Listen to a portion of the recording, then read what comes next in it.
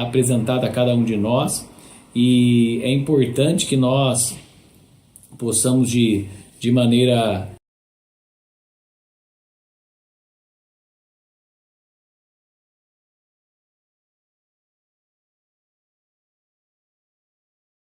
apresentada a cada um de nós, e é importante que nós possamos de maneira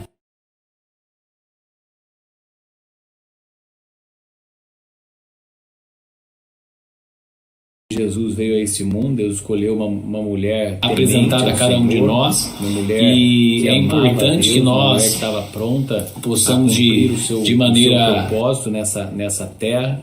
Então é importante nós entendermos isso, né? Então Maria é a mãe de Jesus enquanto homem. Jesus veio a esse mundo, Deus escolheu uma mulher apresentada a cada um de nós, e é importante que nós estava pronta possamos de maneira e já existia, dada a honra que lhe foi concedida, com Cristo, que era uma jovem de coração puro e temente a Deus. Então Maria era uma jovem que temia a Deus, era uma jovem de um coração puro, né, de uma vida consagrada ao Senhor, consagrada a Deus, né, andando de forma correta, andando de forma santa, né, andando de forma temente ao Senhor. Então nesse processo é importante nós entendermos isso, né, entendermos a pessoa de Maria e a sua importância, né, em todo o caminhar cristão. Outra coisa que nós podemos ver aqui, né, mesmo sem entender, né, como se daria que o anjo lhe falara, as consequências que poderia sofrer por causa da lei, aceitou com humildade e alegria ser alvo do ministério, né, e de Jesus e desse mistério de trazer o Filho de Deus ao mundo. Então, mesmo aí não compreendendo muito, mas sabendo que haveria consequência, né? Uma mulher naquela época não poderia ser mãe solteira. Se fosse mãe solteira, dentro da cultura judaica, dentro da religião, ela podia ser apedrejada, né? Então, muitas vezes com consequências menores e, vamos dizer assim, algumas circunstâncias muito menores e mais fáceis de ser resolvidas, pessoas abandonam o chamado, abandonam a fé, abandonam o caminho de Deus. Maria não. Maria podia sofrer a morte. Maria tinha o seu esposo, né, o seu noivo, seu amado José, que poderia perdê-lo também por causa das consequências disso tudo, né? Uma mulher, ela não tinha tido ainda relação com ninguém e ia ter um filho, tá? Então, a Maria tem uma importância maravilhosa, né, dentro da missão de resgatar o homem, né? Ela foi um canal de bênção, né, um canal por onde o Filho de Deus nasceu, foi educado, né, teve uma família humilde, temente a Deus. Então a importância de Maria e José como pais do Senhor Jesus, homem, né? Então é muito importante nós entendermos e compreendermos um papel maravilhoso, que nós lembramos muito nesse período que antecede o Natal, né? Nós lembramos muito dessa família onde o Senhor nasceu. Devemos orar e invocar Maria? A palavra de Deus diz que não, né?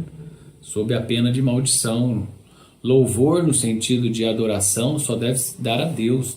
Está lá em Êxodo 23, né? E Jeremias também fala que não devemos invocar, né? Jeremias 17:5, né? Invocar outros deuses, invocar outras pessoas, né? Nem adorar, nem invocar, né? Alguém que não seja Deus. A invocação, né, para auxílio só deve ser feita a quem nos possa salvar, né? E o qual é Deus unicamente, o Pai, o Filho e o Espírito Santo. Então são essas pessoas. Jesus é o nosso intercessor, né, junto ao Pai. E o Espírito, né, é aquele que fala, né, como se fosse uma tradução nossa, né, com gemidos inexprimíveis, diz, né? Então, seria Maria, por um acaso, rainha do céu? A palavra de Deus avisa de que a crença numa rainha do céu é heresia. Então é uma heresia falar que Maria seria a rainha do céu, né? Que contaminou, essa heresia contaminou o povo judeu, né? E nos trouxe muitos males. Que Deus é muito zeloso com a sua glória, né? E para permitir a exaltação de qualquer outra criatura, por mais agraciada que ela seja, como foi Maria, né? Uma mulher cheia de graça. Então, Jesus mesmo enfaticamente afirmou: ao Senhor teu Deus adorarás, e somente a Ele darás culto. Mateus 4,10. Ao Senhor teu Deus adorarás, e somente a Ele darás culto. Tá? Então, culto deve ser dado somente a Jesus, desculpa. Somente a Deus, né? Somente a Deus. Devemos observar que Maria não está apta para ser intercessora, como muitos a julgam, né? A palavra nos afirma que há um só Deus, um só mediador entre Deus e os homens, Cristo Jesus, homem. Então há um só Deus e um só mediador entre Deus e os homens, Cristo Jesus, homem. E a pessoa do Espírito Santo? E a pessoa do Espírito Santo? Nossa, estou com uma alergia aqui quase espirrando. Quem é o Espírito Santo, né? Quem é essa pessoa do Espírito Santo? Então, é importante a gente entender esse processo. É a terceira pessoa da Santíssima Trindade, né? Tão especial, real como quem Pai e Filho. Ele quem administra o plano de redenção na humanidade. É Ele quem administra esse plano. Deixa eu ler com vocês aqui, ó. João 16, de 5 a 15. João 16, de 5 a 15. Vamos ler juntos. Mas agora vou para junto daquele que me enviou, Jesus falando. E nenhum de vós me pergunta: para onde vais? Pelo contrário, porque vos tenho dito essas coisas, a tristeza encheu o vosso coração. Mas eu vos digo a verdade: convém-vos que eu vá, para que se eu não for, porque se eu não for, o Consolador não virá para vós outros. Se porém eu for, eu vou-lo enviarei. Eu vou-lo enviarei. Né? Então olha o que diz aqui, ó. Mas eu vos digo a verdade: convém-vos que eu vá, porque se eu não for, o Consolador não virá para vós outros. Se porém eu for, eu vou-lo enviarei. Eu vou-lo enviarei. Então, a importância de todo esse processo, né? Quando ele vier, convencerá o mundo do pecado, da justiça e do juízo. Do pecado, porque não crê em mim. Da justiça, porque eu vou para o Pai, e não me vereis mais. Do juízo, porque o príncipe deste mundo já está julgado. Tenho ainda muito que vos dizer, mas vós não o podeis suportar agora. Quando vier, porém, o Espírito da verdade, ele vos guiará a toda a verdade, porque não falará de si mesmo, mas dirá tudo o que estiver ouvido, e vos anunciará as coisas que hão de vir. Ele me glorificará, porque há de receber que é meu, e vou-lo há de anunciar. Então, né, a pessoa de Jesus, a importância aqui de Jesus, né, e a importância da pessoa do Espírito Santo. Né, Jesus falando que ele vai ao Pai e vai enviar um consolador. Um consolador.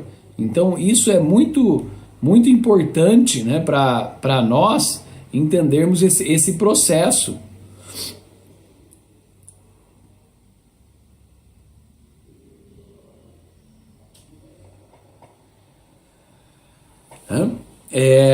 Onde está o Espírito Santo?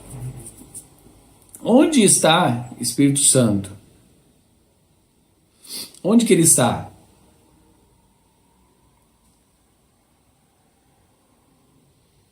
Você sabe onde que está o Espírito Santo? Assim como o Pai, ele está em toda parte. Assim como o Pai, ele está em toda parte.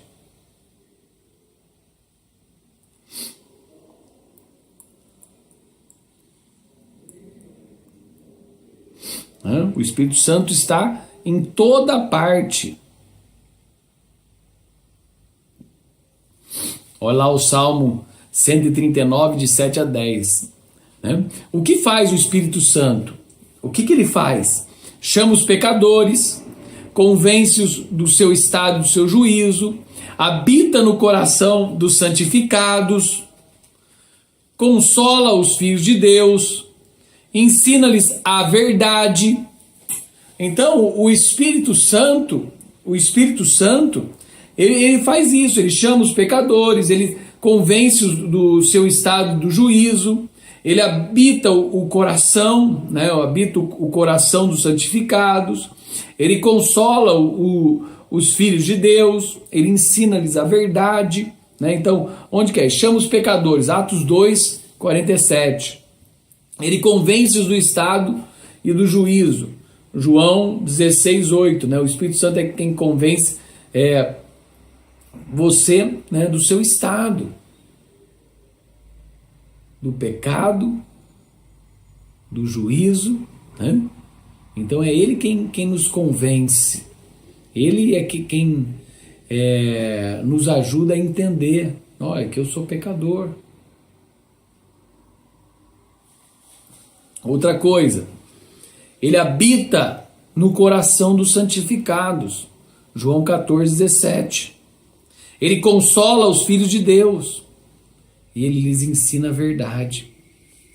Como ele é Deus, e Deus, né, só se agrada daqueles que adoram verdadeiramente e espiritualmente, e esses procura. Concluímos que ele assiste nas igrejas que o adoram em espírito e em verdade, não fazendo acepção de igrejas, desde que obedeçam a palavra.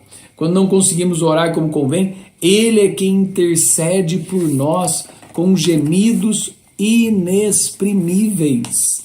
Então esse Espírito Santo, que é a terceira pessoa da Trindade, é nas Escrituras denominado de o Espírito, o Santo Espírito, o Espírito de Deus, o Espírito do Filho de Deus, o Consolador.